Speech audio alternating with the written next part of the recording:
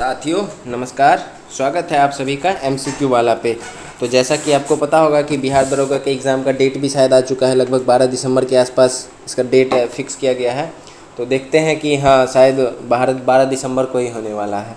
तो अगर 12 दिसंबर को होता है तो इस हिसाब से हमें अपनी तैयारी को भी एकदम सुदृढ़ रखना होगा ताकि एग्ज़ाम में कोई भी तरह का दिक्कत ना हो। और आपको पता ही है कि कट ऑफ कितना आ जाएगा। तो खान सर की पुस्तक से ये जो 10 प्रैक्टिस सेट है, इसका आज हमारा सेट नंबर 1 है। तो ये अभी लेटेस्ट है। तो चलिए स्टार्ट करते हैं। न्यू प्रैक्टिस सेट 2023 1275 पदों पे वैकेंसी है और अपडेटेड करेंट अफेयर्स भी है इसमें, और हम पूरे डिस्कशन के साथ देखेंगे। तो अभी तक आप हमारे चैनल से नहीं जुड़े हैं तो चैनल को सब्सक्राइब कर लीजिए, बेल आइकन को प्रेस कर लीजिए और चैनल से जुड़ जाइए। तो चलिए स्टार्ट करते हैं क्वेश्चन नंबर 1 को। ग्लोबल रिस्क रिपोर्ट किसके द्वारा प्रकाशित किया जाता है? तो आंसर है उपयुक्त में से कोई नहीं। ग्लोबल रिस्क, अब देखते हैं इसके एक्सप्लेनेशन को। ग्लोबल रिस्क रिपोर्ट जो कि विश्व आर्थिक मंच के द्वारा एक वार्षिक अध्ययन पर प्रकाशित किया जाता है, और इसके द्वारा किया जाता है विश्व आर्थिक मंच के द्वारा किया जाता है। तो यहाँ पे हमारे किसी ऑप्शन में नहीं है, तो आंसर हो जाएगा उपयुक्त में से कोई नहीं। IMF विश्व world economic forum WEF world economic forum, इसके द्वारा प्रस्तुत किया जाता है। क्वेश्चन नंबर 2, डार्क नेट संबंधित है तो ये किससे संबंधित है? तो ये है गैर पारंपरिक उद्देश्य के लिए वेब का उपयोग करना, ऑप्शन A। अब इसके एक्सप्लेनेशन को देखते हैं। ये क्या है? एक अद्वितीय अनुकूलन संचार प्रोटोकॉल का उपयोग करता है। इंटरनेट के भीतर एक डार्क नेट, एक ओवरले नेटवर्क है जिसे केवल विशिष्ट सॉफ्टवेयर कॉन्फ़िगरेशन या प्राधिकरण के साथ एक्सेस किया जा सकता है, जो इंटरनेट सेवा प्रदाताओं या सरकारी अधिकारियों द्वारा इसके दुर्गम बनाता है। डार्कनेट का उपयोग विभिन्न कारणों के लिए किया जाता है, जैसे कि कंप्यूटर अपराध, लक्षित और बड़े पैमाने पर निगरानी के लिए, नागरिकों के गोपनीयता अधिकारों की बेहतर रक्षा करना, ये सब है। तो चलिए अब देखते हैं क्वेश्चन नंबर 3। संकेतंग वन्यजीव अभयारण्य किस देश में स्थित है? तो ये कहाँ पे है? तो ये है भूटान में, ऑप्शन B। अब इसके एक्सप्लेनेशन को देखते हैं। सक्तेंग वन्यजीव अभयारण्य पूर्वी भूटान के तरासीगंग जिले में अवस्थित है। यह भारत के अरुणाचल प्रदेश के सीमा का निर्माण करता है। और साथ ही साथ इसमें और देखेंगे कि इसकी स्थापना का एक उद्देश्य मिगोई या यति जैसी प्रजाति का संरक्षण करना था। तो इसको भी साथ में ध्यान में रखेंगे। और क्या है इसके में इम्पोर्टेंट? और कुछ नहीं है। तो चलिए अब देखते हैं क्वेश्चन नंबर 4। चबाहार रेलवे परियोजना किस देश द्वारा चलाई गई? तो ये ईरान के द्वारा, ऑप्शन B। तो ईरान ने, इसका एक्सप्लेनेशन है कि ईरान ने एक ठोस निर्णय लेते हुए भारत को चबाहार रेल परियोजना से बाहर कर दिया है। अफगानिस्तान सहित मध्य एशिया में अपनी पहुंच तथा व्यापार बढ़ाने के उद्देश्य से भारत ने ईरान के चबाहार बंदरगाह को विकसित किया था। इसके साथ ही वहां कई विकासात्मक परियोजनाओं सहित चबाहार के एक रेल परियोजना में भारत की भागीदारी थी, जिसे ईरान द्वारा निरस्त कर दिया गया।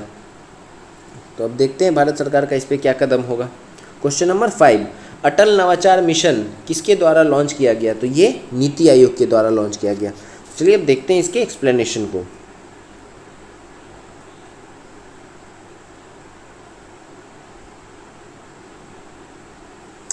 नीति आयोग के अटल इनोवेशन मिशन ने देश भर में स्कूली छात्राओं के लिए ATL app development module launch किया था। तो स्कूली छात्राओं के लिए कौन सा ऐप हो जाएगा? ATL app. इसे भारतीय स्टार्टअप प्लाज्माओं के सहयोग से लॉन्च किया गया। इसका उद्देश्य अटल टिंकरिंग लैब्स के तहत आने वाले समय में स्कूली छात्राओं के कौशल में सुधार करना और उन्हें उपयोगिता से ऐप का निर्माण करने वाला बनाना। यह मिशन भारत सरकार की प्रमुख पहल है, जिसका उद्देश्य देश में नवाचार एवं उद्यमिता की संस्कृति को बढ़ावा देना है। तो इस सब फैक्ट को ध्यान में रखेंगे।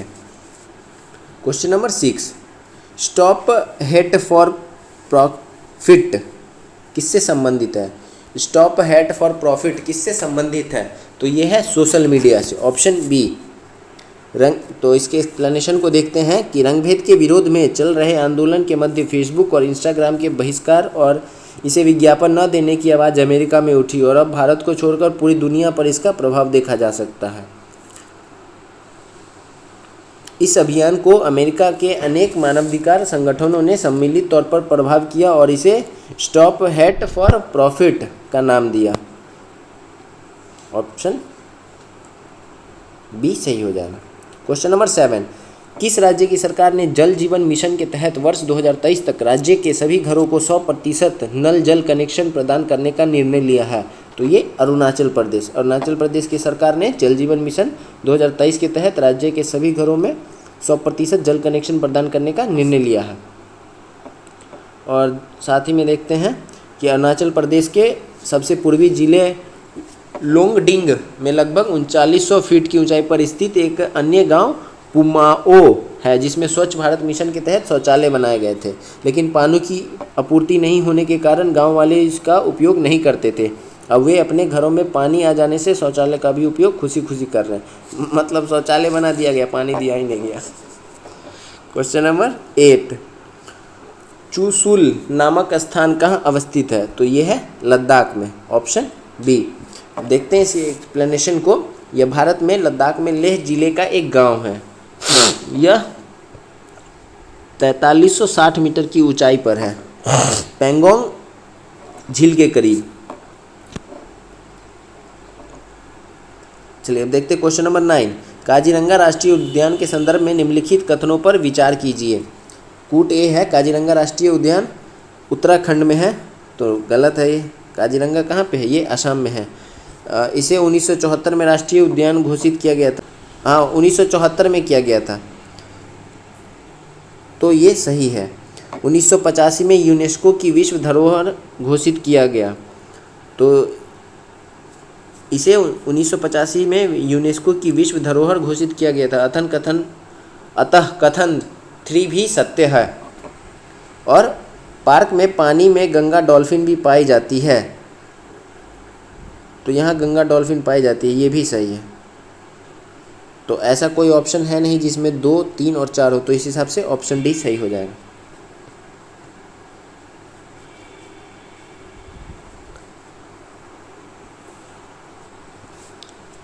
आजाद पट्टन जल विद्युत परियोजना किस नदी पर अवस्थित है?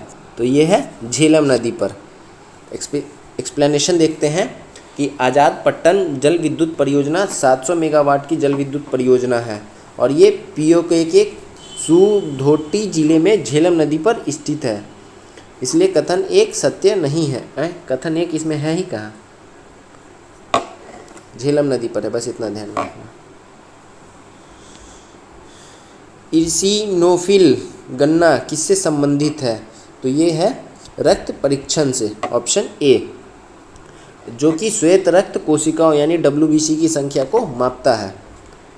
तो हाल ही में शोधकर्ताओं ने मरीजों में कोविड-19 की शुरुआती पहचान के लिए इस परीक्षण को हरी झंडी दिया था, यानी कोविड-19 के समय इस परीक्षण को हरी झंडी मिला था। तो 11 का क्या हो जाएगा? Answer A. विश्व व्यापार संगठन यानी WHO ने किन 2 देशों को खसरा से मुक्त होने की घोषणा की है? तो किन 2 देशों को किया है? तो श्रीलंका और मालदीव। WHO ने इन्हें खसरा से और रूबेला से मुक्त कर दिया है। क्वेश्चन नंबर 13, 1927 में अखिल भारतीय महिला कॉन्फ्रेंस का प्रारंभ किस लक्ष्य को लेकर हुआ था? तो ये हुआ था महिला शिक्षा में वृद्धि करना, ऑप्शन ए। अखिल भारतीय महिला कांग्रेस की स्थापना 1927 में मार्गरेट कजिन्स ने की थी, जिसका प्रमुख उद्देश्य महिला और बच्चों की स्थिति में सुधार करना था, तो ऑप्शन ए। क्वेश्चन नंबर 14, निम्नलिखित में से कौन 1857 के विद्रोह से संबंधित था? तो कौन संबंधित था? तो उपयुक्त में से एक से अधिक, सभी सम्मिलित थे। कुंवर सिंह, झांसी की रानी, मौलवी अहमद उल्ला। जवाहरलाल नेहरू की विदेश नीति में निम्न में से क्या सम्मिलित नहीं था? तो क्या सम्मिलित नहीं था? पूंजीवादी व साम्यवादी व्यवस्थाओं को रोकना, ऑप्शन बी। अब एक्सप्लेनेशन को देखते हैं कि स्वतंत्रता के बाद भारत की सबसे बड़ी आवश्यकता अपना आर्थिक सुधार करना था। इसके लिए उसे समाजवादी और पूंजीवादी दोनों गुटों से सहायता की अपेक्षा थी, जो गुट निरपेक्ष रहकर ही प्राप्त किया जा सकता था। अतः जवाहरलाल नेहरू अपनी विदेश नीति में पूंजीवादी साम्यवादी व्यवस्था रोकना नहीं चाहते थे, बल्कि दोनों मिलाकर मिश्रित अर्थव्यवस्था अपनाना चाहते थे। तो ऑप्शन बी सही हो जाएगा। क्वेश्चन नंबर 16, निम्नलिखित में से इंडियन मुस्लिम शीर्षक पुस्तक का लेखक था? तो ये कौन थे? ये थे sir William Hunter, option B. निम्नलिखित में से किसे काकोरी कांड में के मुकदमों का सामना नहीं किया था?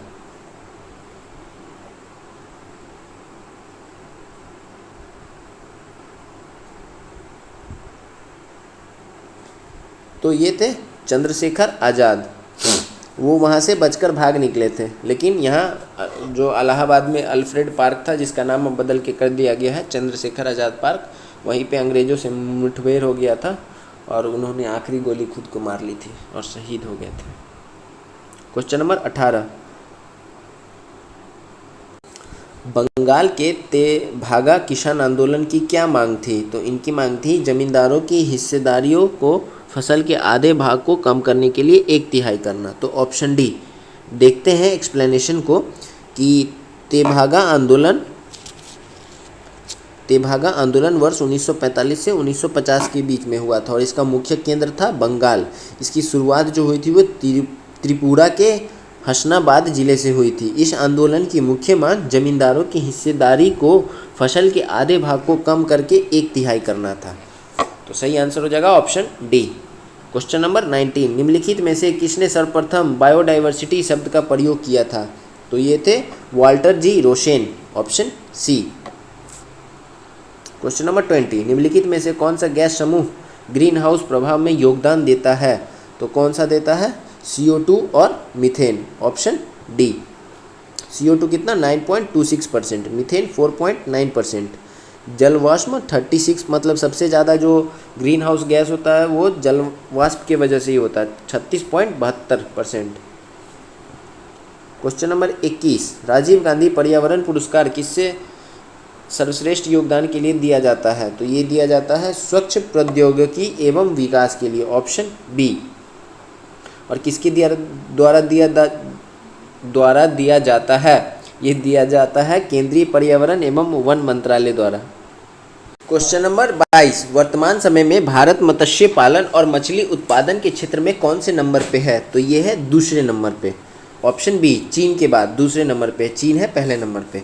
क्वेश्चन नंबर 23, क्षेत्रफल की दृष्टि से बिहार का भारत में कौन सा स्थान है? तो ये है 13वां स्थान। यह तेलंगाना बनने के बाद 13वें नंबर पे चला गया, पहले 12 नंबर पे था। 24, बिहार में चूना पत्थर का एकमात्र स्रोत कहाँ स्थित है? तो ये है रोहतास जिले में, ऑप्शन बी। और मुंगेर और रोहतास जिलों में चूना पत्थर पाया जाता है। नवादा में क्या पाया जाता है? अभ्रक, और गया में भी अभ्रक पाया जाता है। भागलपुर, जमुई, मुंगेर और नालंदा में क्वार्ट्ज़ाइट्स पाया जाता है। लखीसराय, मुंगेर और नालंदा जिलों में क्वार्ट्ज़ाइट्स और मुंगेर जिले में टाल्क। तो ध्यान में रखेंगे। क्वेश्चन नंबर 25, मीठा खीरा को GI टैग दिया गया है, इसका संबंध किस राज्य से है? तो ये है नागालैंड, ऑप्शन डी। गया में स्थित गर्म जलकुंड का नाम क्या है? तो ये है अग्निकुंड। मखदूम कुंड कहाँ पे है? तो ये है राजगीर में। जन्म कुंड कहाँ पे है? तो मुंगेर में। भीम कुंड ये भी मुंगेर में। 27 नंबर, बिहार में प्रतिशतता की दृष्टि से सबसे बड़ा जनजातीय जिला कौन सा है? तो ये है पश्चिमी चंपारण। सेकंड नंबर पे कौन है? कटिहार, 5.86%। तीसरे पे जमुई और चौथे पे पूर्णिया। इसको ध्यान में रखेंगे। निम्नलिखित जनजातियों में से कौन सी केरल में पाई जाती है? तो ये है चेंचू जनजाति, ऑप्शन ए। लेप्चा कहाँ पे पाया जाता है? तो ये सिक्किम में। डाफर, तो डाफर गुजरात के सौराष्ट्र क्षेत्र में, और डाफला अरुणाचल प्रदेश व असम के कुछ भागों में पाया जाता है। 29 नंबर, निम्नलिखित नदियों पर विचार करना है। उपयुक्त में से कौन सी अरुणाचल प्रदेश से होकर बहती है? तो ये हो जाएगा लोहित और सुबनसिरी। तो उपयुक्त में से एक से अधिक। और बराम नदी जो है ये मणिपुर से निकलकर मिजोरम तथा असम से बहती हुई बांग्लादेश में प्रवेश करती है। 30, नर्मदा अपने मुहाने पर डेल्टा का निर्माण करती है और कारण है कि यह एक भ्रंश घाटी में बहती है। नहीं, नर्मदा अपने मुहाने पर डेल्टा का निर्माण नहीं करती है क्योंकि इसमें गाद कम पाया जाता है, तो ये गलत हो जाएगा। और ये भ्रंश घाटी से होकर बहती है इसलिए इसमें गाद कम पाया जाता है, तो ए गलत है परंतु आर सही है। 92 संविधान संशोधन 2004 द्वारा 8वीं अनुसूची में कौन सी भाषाएं जोड़ी गई थी? तो ये हो जाएगा उपयुक्त में से एक से अधिक। मैथिली, संथाली व बोडो और डोगरी, ये चारों भाषा को जोड़ा गया था और टोटल 22 भाषाएं हो चुकी हैं। और 21वां संविधान संशोधन कब हुआ था? 1967। इसके तहत जोड़ा गया था सिंधी को। 71वां संविधान संशोधन 1992 के द्वारा कोंकण, मणिपुर और नेपाली को। और उसके बाद 92वें संविधान संशोधन 2004 द्वारा संथाली, डोगरी, मैथिली व बोडो को।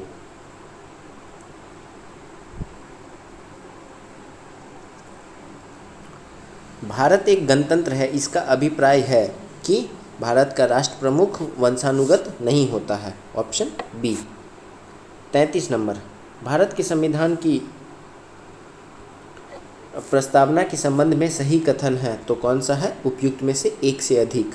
प्रस्तावना में केवल अब तक एक ही बार संशोधन हुआ है, सही बात है। 42वां संविधान संशोधन 1976। प्रस्तावना में 3 प्रकार के न्याय, सामाजिक, आर्थिक और राजनीतिक की बात कही गई है, सही बात है। प्रस्तावना में 5 प्रकार की स्वतंत्रता का वर्णन है, यथा विचार अभिव्यक्ति और विश्वास, धर्म और उपासना। तो ये सभी सही है। क्वेश्चन नंबर 34, संविधान में आर्थिक न्याय का उल्लेख कहाँ मिलता है? तो ये मिलता है प्रस्तावना एवं राज्य के नीति निर्देशक तत्व में। Option B.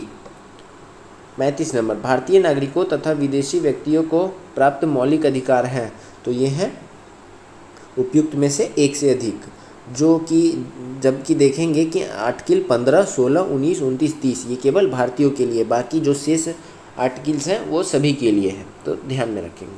देखते हैं 36 नंबर, संसद राज्यों के अनुसमर्थन के बिना भी निम्नलिखित विषयों में से किसमें संशोधन कर सकती है? तो वो राज्यों के नाम, क्षेत्र व सीमा में परिवर्तन कर सकती है। ऑप्शन ए, आर्टिकल 3 का यूज करके। 37 नंबर, निम्नलिखित में से कौन सा कथन सही है? तो ये है कि उच्च न्यायालय के न्यायाधीश की नियुक्ति राज्यपाल करते तो हैं किंतु उसे पदमुक्त करने का अधिकार राष्ट्रपति को ही है, तो ऑप्शन सी। 38 नंबर, वर्ष 2000 में नए राज्यों का गठन हुआ था जो कि निम्नलिखित हैं, तो ये उत्तराखंड, छत्तीसगढ़ और झारखंड। देखते हैं एक्सप्लेनेशन को कि उत्तराखंड कब बना था? ये 9 नवंबर 2000 को, झारखंड 15 नवंबर और छत्तीसगढ़ 1 नवंबर। देखते हैं 39, भारत में संसदीय व्यवस्था जिसका अभिप्राय है कि मंत्रिपरिषद सामूहिक रूप से लोकसभा के प्रति उत्तरदायी होते हैं और व्यक्तिगत रूप से बोले तो वो राष्ट्रपति के प्रति उत्तरदायी होते हैं। क्वेश्चन नंबर 40, सूर्य का प्रकाश पृथ्वी पर पहुंचता है तो वो 8 मिनट 20 सेकंड में पहुंचता है, तो इसलिए उपयुक्त में से कोई नहीं हो जाएगा। 41 नंबर, सौर मंडल में सबसे बड़ा ग्रह कौन है? तो वो है बृहस्पति, और पूछे सबसे छोटा तो वो है शुक्र, और सबसे जो ज़्यादा उपग्रह है वो बृहस्पति के ही है 79, और सबसे बड़ा इसमें कौन है? गैनीमेड। क्वेश्चन नंबर 42, अबुल फजल द्वारा अकबरनामा कब पूरा किया गया था? तो ये 7 वर्षों में। इन्होंने शुरुआत कब किया था? 1590 में, और कंप्लीट किया 1596 में। ये जो थे अकबर के नवरत्नों में से एक थे। क्वेश्चन नंबर 43, गुलामों का गुलाम किसे कहा जाता है? तो ये इल्तुतमिश को कहा जाता है। कि मोहम्मद गौरी का गुलाम कौन था? कुतुबुद्दीन ऐबक, और कुतुबुद्दीन ऐबक का गुलाम था इल्तुतमिश, जिससे कुतुबुद्दीन ऐबक ने अपनी बेटी की शादी कर दी थी इल्तुतमिश से। उसके बाद उसकी मृत्यु के बाद इल्तुतमिश दिल्ली का राजा बना था, इसलिए इसे गुलामों का गुलाम कहा जाता है। दिल्ली के लाल किले में मोती मस्जिद का निर्माण कौन करवाया था? तो ये औरंगजेब करवाया था। औरंगजेब ने 1667 में लाहौर में बादशाही मस्जिद और 1678 में बीबी का मकबरा ये भी बनवाया था।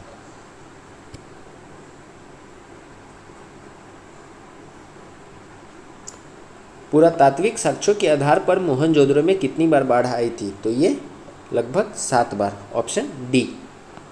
46 नंबर, निम्नलिखित में से कौन सी पालकालीन मूर्तिकला की विशेषता नहीं है? तो ये है कि इस काल की मूर्तियाँ जो थी चारों तरफ से तराशी गया था, ये गलत है, ये बस एक तरफ से तराशा गया था, तो ऑप्शन सी सही हो जाएगा। श्रवणबेल गोला कहाँ स्थित है? तो ये है कर्नाटक में। और आपको पता होगा कि चंद्रगुप्त मौर्य भी अपने जीवन के अंतिम दिनों में सिंहासन अपने पुत्र बिंदुसार को देकर श्रवणबेल गोला में चले गए थे। 48, निम्नलिखित में से कौन सी एक प्राचीन भारतीय सभ्यता है? तो ये है सिंधु घाटी सभ्यता। 2250 से 1800 के बीच पूर्व के मध्य विकसित भारतीय उपमहाद्वीप में फली फूली सिंधु घाटी सभ्यता विश्व की सबसे प्राचीनतम सभ्यताओं में से एक है। क्वेश्चन नंबर 49, निम्नलिखित में से चनहूदरो स्थल में पाए गए हैं? तो क्या पाए गए हैं? मन के, वक्रकार, ईंटें, लिपस्टिक। तो उपयुक्त में से एक से अधिक हो जाएगा, ऑप्शन डी।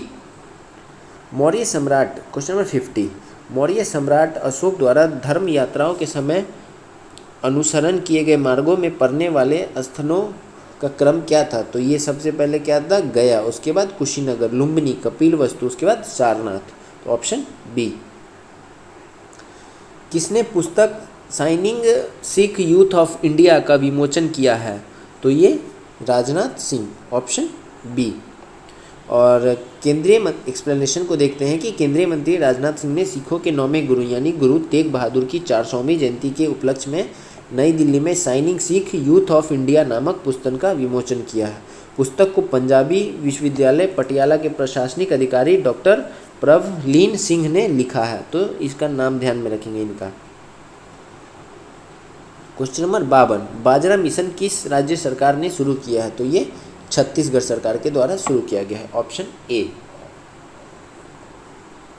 देखते हैं एक्सप्लेनेशन को कि छत्तीसगढ़ के मुख्यमंत्री भूपेश बघेल ने बाजरा मिशन को शुरुआत किया है और मिशन को लागू करने के लिए राज्य सरकार ने भारतीय बाजरा अनुसंधान संस्थान हैदराबाद और राज्य के 14 जिलों के कलेक्टर के साथ एक समझौते पर MOU हस्ताक्षर किए हैं। क्वेश्चन नंबर 53, बिहार का 100% डिजिटल बैंकिंग वाला पहला जिला कौन है? तो ये है Jehanabad, option C. 54, Himalaya basin की पहली रन ऑफ रिवर परियोजना डगमारा परियोजना किस नदी पर प्रस्तावित है? तो ये है कोसी नदी पर और ये 126 मेगावाट बिजली का उत्पादन होगा यहाँ पे। देखते हैं 55, लोलक की कालावधि यानी टाइम पीरियड निर्भर करती है? तो ये लंबाई के ऊपर निर्भर करती है, ऑप्शन बी। इसका फॉर्मूला होता है कि T = 2 pi root under L/G, जहाँ L लोलक की लंबाई तथा G गुरुत्वीय त्वरण है। तो L जैसे जैसे बढ़ेगा तो ये टाइम पीरियड भी बढ़ेगा, दो डायरेक्टली प्रोपोर्शनल है। 56 नंबर, विद्युत शक्ति की इकाई है तो क्या है? विद्युत शक्ति की वाट। और इसको क्या कहते हैं कि किसी विद्युत परिपथ में जिस दर से विद्युत ऊर्जा स्थानांतरित होती है उसे विद्युत शक्ति यानी इलेक्ट्रिक पावर कहते हैं। इसकी यूनिट जो है वो वाट है। 57, आर्द्रता किस उपकरण से नापी जाती है? तो ये हाइग्रोमीटर से नापी जाती है, ऑप्शन बी। 58, आवृत्ति को मापा जाता है? तो आवृत्ति को मापा जाता है उपयुक्त में से कोई नहीं। जितनी बार घटित आवृत्ति को किसी साइनकार तरंग की कला फेज परिवर्तन की दर के रूप में भी समझ सकते हैं। आवृत्ति की इकाई हर्ट्ज होती है, तो उपयुक्त में से कोई नहीं। आवृत्ति की इकाई क्या होती है? हर्ट्ज। सूर्य पर ऊर्जा का निर्माण होता है तो ये कैसे होता है?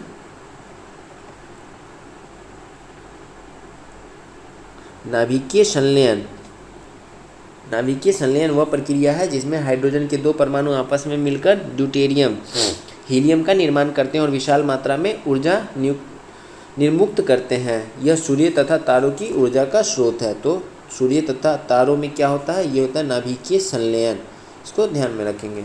60 नंबर, निम्नलिखित में से ऐसी कौन सी धातु है जिसके ऊपर से भाप गुजरती है तब भी कोई प्रक्रिया नहीं होती है? तो वो है तांबे की, ऑप्शन बी। देखते हैं एक्सप्लेनेशन को। इसका संकेतक क्या होता है? Cu और इसकी परमाणु संख्या 29, परमाणु भार 63.5। यह एक तन्य धातु है जिसका प्रयोग विद्युत के चालक के रूप में प्रधानता से किया जाता है। क्वेश्चन नंबर 61, और सबसे ज़्यादा पूछे सुचालकता विद्युत का कौन होता है? तो ये चांदी का होता है और दूसरे नंबर पे तांबा आता है। क्वेश्चन नंबर 61, निम्नलिखित लौह अयस्कों में से बैलाडीला में किसका खनन होता है? तो ये हेमेटाइट, ऑप्शन ए। हेमेटाइट जो है वो एक लौह का ऑक्साइड है। यह आमतौर पर पत्थर और मिट्टी में पाया जाता है। धरती में सबसे अधिक मात्रा में लोहा हेमेटाइट के रूप में ही पाया जाता है। यह शुद्ध लोहे से ज़्यादा कड़ा होता है और कुछ हद तक धातु की तरह ही चमकीला होता है। क्वेश्चन नंबर 62, निम्नलिखित में से कौन सी इलेक्ट्रॉनिक संरूपण धातु तत्वों से के लिए होती है? तो ये होता है 2882, ऑप्शन डी। 63 नंबर, एस्पिरिन कहाँ से मिलती है। तो ये कहाँ से मिलता है? ये मिलता है उपयुक्त में से कोई नहीं। यानी कि अब एक्सप्लेनेशन देख के पता चलेगा कि एस्पिरिन, जिसे एसिटिल सैलिसिलिक एसिड भी कहते हैं, एक सैलिसिलेट औषधि है जो अक्सर हल्के दर्दों से छुटकारा पाने के लिए, दर्द निवारक के रूप में, ज्वर कम करने के लिए ज्वर शामक के रूप में और शोथ निरोधी दवा के रूप में प्रयोग में लाया जाता है। एस्पिरिन पेड़ के लैक्टेस से प्राप्त होता है। तो इसको ध्यान में रखेंगे, ये कहाँ से प्राप्त होता है? ये पेड़ के लैटेक्स से प्राप्त होता है। 64 सर्वाधिक कठोर तत्व निम्न में से कौन है? तो ये है हीरा, ऑप्शन ए। देखते हैं एक्सप्लेनेशन को कि यह एक कार्बन का शुद्ध रूप है और हीरे में सभी कार्बन परमाणु बहुत ही शक्तिशाली सहसंयोजी बंध, बहुत ही इंपॉर्टेंट है, सहसंयोजी बंध से जुड़े होते हैं, इसलिए ये बहुत ही कठोर होता है। 65 1857 की क्रांति के दौरान बिहार में क्रांतिकारियों का नेता निम्नलिखित में से कौन था? तो ये बाबू वीर कुंवर सिंह थे।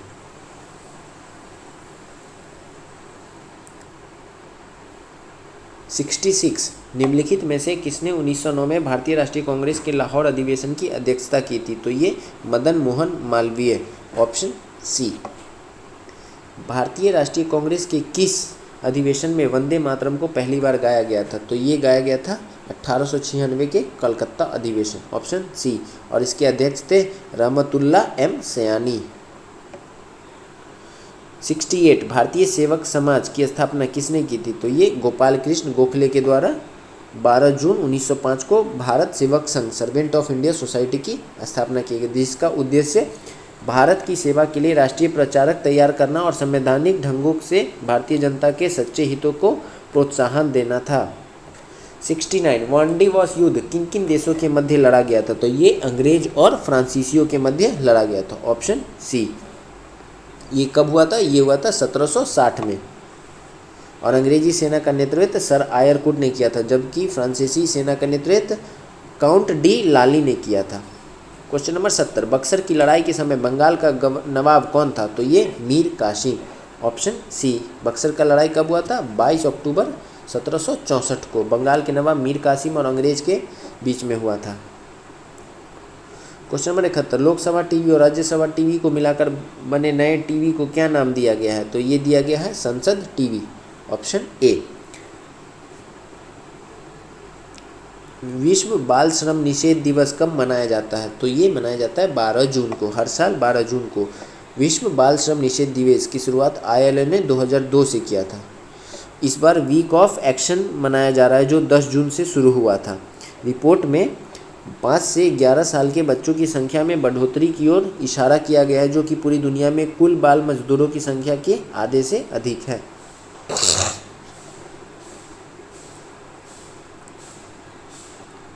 73 नंबर क्वेश्चन पारिस्थितिकी तंत्र की बहाली पर संयुक्त राष्ट्र का दशक 2021 से 30 का आयोजन निम्नलिखित में से कौन कर रहा है? तो ये संयुक्त राष्ट्र पर्यावरण कार्यक्रम और खाद्य और कृषि मंत्रालय, ऑप्शन ए, जो 2021 से 2030 तक चलेगा। और इसका घोषणा कब हुआ था? तो ये 2019 में हुआ था घोषणा। 74 नंबर चीनी की कीमत में 25% की वृद्धि हो जाती है। चीनी के उपभोग में कितने प्रतिशत की कटौती कर दी जाए कि चीनी पर होने वाला खर्च समान रहे? तो ये ऑप्शन डी 20%। देखते हैं एक्सप्लेनेशन को कि चीनी में उपयोग परसेंट की कमी कि कितना वृद्धि हो गया 25 का, किस पे? 100 पे, और परसेंटेज निकालना है तो 100 से मल्टीप्लाई कर दिए तो 25/125 गुने 100 तो कितना हो गया 20%, ऑप्शन डी। 10 मित्र आपस में हाथ मिलाते हैं, BPSC का क्वेश्चन है, तो कितनी बार टोटल हाथ मिलाएंगे? तो ये हो जाएगा 45 बार, ऑप्शन सी।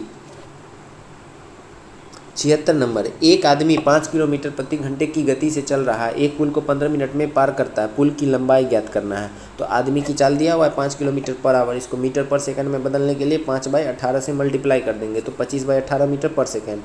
अब पुल की कुल लंबाई पूछ रहा है तो लंबाई कितना हो जाएगा? तो टाइम से मल्टीप्लाई कर देंगे स्पीड को, तो डिस्टेंस हो जाएगा वो, मतलब डिस्टेंस बराबर स्पीड इंटू टाइम होता है। तो स्पीड कितना है 25/18 और टाइम कितना है 15 मिनट। इसको सेकंड में बदलने के लिए 60 से मल्टीप्लाई कर देंगे तो आ जाएगा 1250 मीटर, ऑप्शन डी। 77 500 और 1000 के बीच कितनी संख्याएं 13 से विभाजित हैं? तो वो है 38 ऑप्शन सी। देखते हैं एक्सप्लेनेशन कि 500 तथा 1000 के बीच 13 से विभाजित होने वाली संख्या 500, 520 डैश डैश डैश 988 है। तो लास्ट संख्या क्या हो गया 988 और पहला संख्या 507। तो ये एपी का क्वेश्चन है, तो क्या होता है लास्ट टर्म बराबर कि first term plus n-1 into D यानी डिफरेंस। तो इस पर पुट कर दिया, पूरे वैल्यू को सॉल्व कर दिया है, तो आ गया है 38। 78 नंबर, एक विद्यार्थी ने किसी संख्या को 5/3 से गुना करने के स्थान पर इसे 3/5 से गुना कर दिया। परिवर्तन में रूटी प्रतिशत ज्ञात करना है। तो ये कितना रूटी है, ये है 64। देखते हैं एक्सप्लेनेशन को कि जैसे कि संख्या था x और परिवर्तन में रूटी कितना 5/3x माइनस 3/5x, क्योंकि ये गलती कर दिया था। तो 16x/15। अब इसका परसेंट निकालना है, तो कितना 100 से मल्टीप्लाई कर देंगे तो आ जाएगा 64%। ऑप्शन जो भी था ऑप्शन डी। निम्नलिखित में से फोटो पत्रकारिता श्रेणी में रामनाथ गोयनका पुरस्कार किसने जीता है। तो ये जिशान-ए लतीफ़, ऑप्शन बी। जिशान-ए लतीफ़ ने राष्ट्रीय नागरिक रजिस्टर NRC संघर्षों में दस्तावेजीकरण के लिए फोटो पत्रकारिता श्रेणी में रामनाथ गोयनका पुरस्कार जीता है, तो ध्यान में रखेंगे। 80 नंबर, निम्नलिखित में से कौन सा देश अंतर्राष्ट्रीय सौर संगठन में 102वें सदस्य के रूप में सम्मिलित हुआ है। तो ये कौन हुआ है, ये हुआ है एंटीगुआ और बारबूडा। इसका मुख्यालय कहाँ पे, तो ये गुरुग्राम में है, भारत के अंदर। 81, 1 दिसंबर 2022 से लेकर अब तक की G20 की अध्यक्षता करेगा। तो कौन करेगा, 30 नवंबर। कब तक करेगा भारत, तो 30 नवंबर 2023 तक, ऑप्शन बी। केंद्र सरकार ने किस विभाग के सचिव संजय मल्होत्रा को भारतीय रिजर्व बैंक के केंद्रीय बोर्ड में निर्देशक के रूप में नामित किया है। तो ये वित्त सेवा विभाग के सचिव थे और इनका नामांकन 16 फरवरी 2022 से अगले आदेश तक प्रभावी हो गया है। 83, वर्तमान कीमतों पर प्रति व्यक्ति शुद्ध राज्य घरेलू उत्पाद के मामले में कौन सा राज्य शीर्ष पर है। तो ये है तेलंगाना, ऑप्शन डी। महाराष्ट्र, कर्नाटक और तमिलनाडु को पछाड़कर तेलंगाना इसमें सर्वश्रेष्ठ आया है। और 2014 में तेलंगाना राज्य ने स्टार्टअप स्टेट की मनोवृत्ति के साथ अपनी यात्रा शुरू की थी।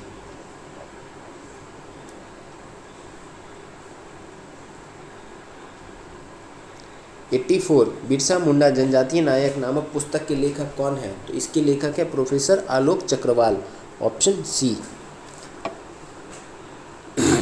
और इसका विमोचन कौन किए थे, तो केंद्रीय शिक्षा और कौशल विकास मंत्री धर्मेंद्र प्रधान के द्वारा किया गया था। 85, किस देश की सरकार ने अतिरिक्त पाठ्यक्रम गतिविधियों के लिए सरकारी स्कूलों में हॉबी हब स्थापित करने की योजना शुरू की है। तो दिल्ली सरकार। और ये कब किया गया है, तो 2022-23 के दौरान ही किया गया है। 86, निम्नलिखित में से किस देश ने पृथ्वी अवलोकन उपग्रह गाओफेन 3 को सफलतापूर्वक लॉन्च किया है। तो ये चाइना ने किया है, ऑप्शन बी। कौन से शहर ने पहले खेलो इंडिया नेशनल रैंकिंग महिला तीरंदाजी टूर्नामेंट की मेजबानी की है। तो ये जमशेदपुर, ऑप्शन बी, झारखंड में किया जा रहा है। 88, भारत का पहला फ्लो केमिस्ट्री टेक्नोलॉजी हब किस शहर में खोला गया है। तो ये हैदराबाद, ऑप्शन बी। ये सब करंट का क्वेश्चन है, तो इसमें एक्सप्लेनेशन की कोई ज़रूरत है नहीं, आपको आंसर पता होना चाहिए बस। आता है तो मारेंगे, नहीं तो छोड़ेंगे। 89, निम्नलिखित में से 26 बार माउंट एवरेस्ट फतह करने वाली कौन है। तो ये है कामी Rita Sherpa, option A. 90 number, वैज्ञानिकों ने पहली बार चांद की मिट्टी में पौधे की सफलतापूर्ण उगाया है।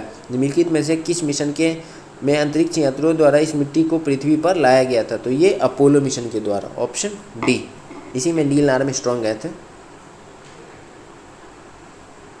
91, वैश्विक पहल lifestyle for the environment movement life शुरुआत किसने की थी। तो ये नरेंद्र मोदी जी के द्वारा किया गया था। COP 26 में संयुक्त राष्ट्रीय जलवायु परिवर्तन सम्मेलन के दौरान प्रधानमंत्री द्वारा लाइफ पर विचार पेश किया गया था। क्वेश्चन नंबर 92, भारत में अपनी परमाणु सक्षम मध्यवर्ती दूरी की बैलिस्टिक मिसाइल डैश का सफलतापूर्वक परीक्षण किया है। तो ये अग्नि 4 का, ये 4000 किलोमीटर की मारक क्षमता वाली एक एंटी टैंक मिसाइल है। 93, कैंसर निदान और अनुसंधान केंद्र का उद्घाटन कहाँ किया गया है। तो ये कोच्चि में किया गया है, केरल के मुख्यमंत्री पिनरई विजयन के द्वारा। और राज्यपाल कौन है? आरिफ मोहम्मद खान। 94 भारत का पहला ई वेस्ट इको पार्क कहाँ स्थापित किया जाएगा? तो ये नई दिल्ली में किया जाएगा, ऑप्शन ए। 41वां विला डी बेनास्क इंटरनेशनल शतरंज ओपन टूर्नामेंट किसने जीता है? तो ये अरविंद चिदम्बरम, ऑप्शन बी।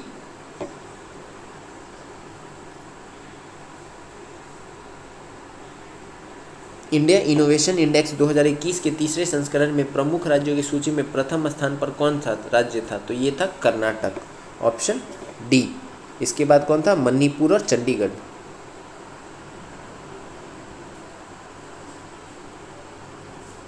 97 महिला एक दिवसीय विश्व कप 2025 की मेजबानी निम्नलिखित में से कौन सा देश करेगा? तो ये भारत करेगा। अभी 2023 वर्ल्ड कप का भी मेजबानी कौन कर रहा है? ये भारत कर रहा है।